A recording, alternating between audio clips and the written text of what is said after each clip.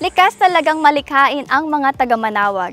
Mula sa recycled rubbers na ginagawang upuan, mesa at kung ano-ano pa, tara at mamangha naman sa likha ng Angel's Handicrafts. Para marating ang Barangay Pugaro, may masasakyang tricycle sa plaza. 10 to 15 minutes lang ang biyahe for only 50 pesos.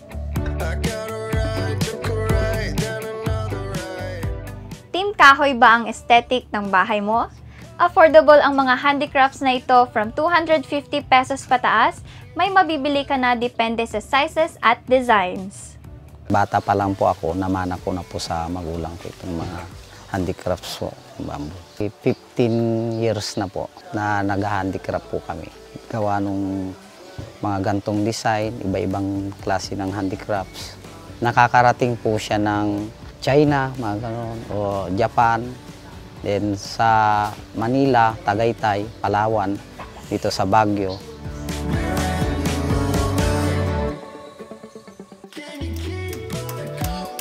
Marami na silang naging kliyente.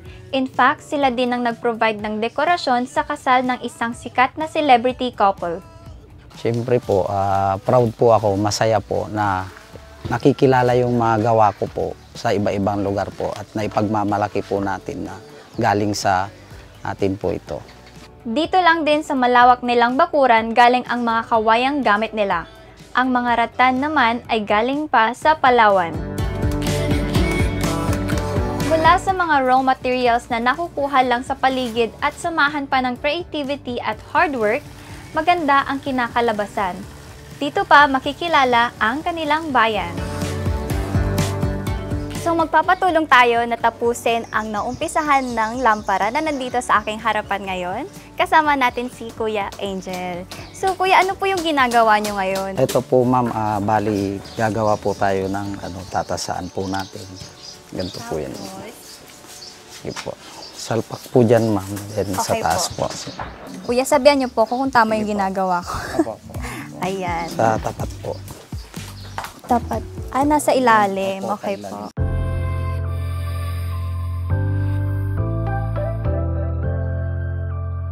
Kuya Angel, sa tingin ninyo, mabibenta ko po kaya ito?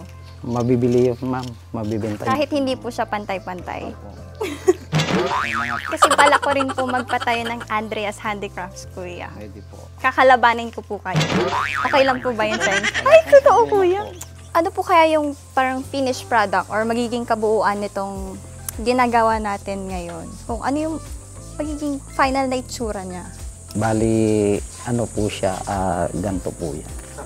Ito, parang ganyan. Wow, guys, ang ganda. Ang layo sa ginagawa ko. It's parang hindi siya pantay. Kuya, pakiayos yung gawa nyo. Gayahin nyo po yung akin. Dapat ganito po, Kuya.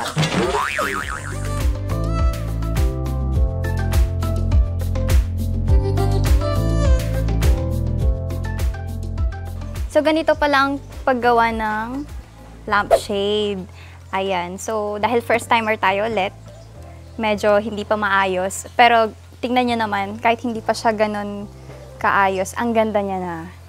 So, with magic touch ni Kuya Angel, mabibenta to. And now I crown myself as the queen of Angel's Handicrafts.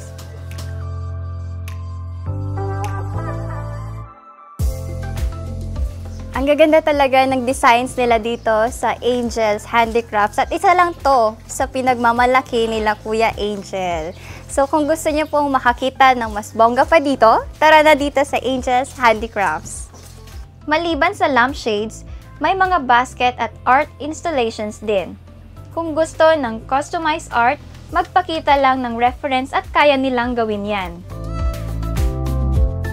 Maraming magagaling na crafters dito at isa ang Angel's Handicrafts sa mga gumagawa dito sa Barangay Pugaro. Tiyaga lang po at saka mahalin po natin itong gantong trabaho. Ito po yung kinagisnan natin na trabaho. Dito po natin kukunin yung pang-araw-araw. Ito po ay aangat po siya ng aangat po na may pagmamalaki po natin na galing mismo sa bayan ng Manawag. Iba talaga ang creativity ng mga Manawagenyos, and I am so lucky to experience the making of these products they can really be proud of. At hindi lang lampshade ang kaya nilang gawin. Kung anong design ang nasa isip ninyo, kaya nila yang gawin. Samahan niyo pa akong tuklasin ng natatagong ganda ng Manawag.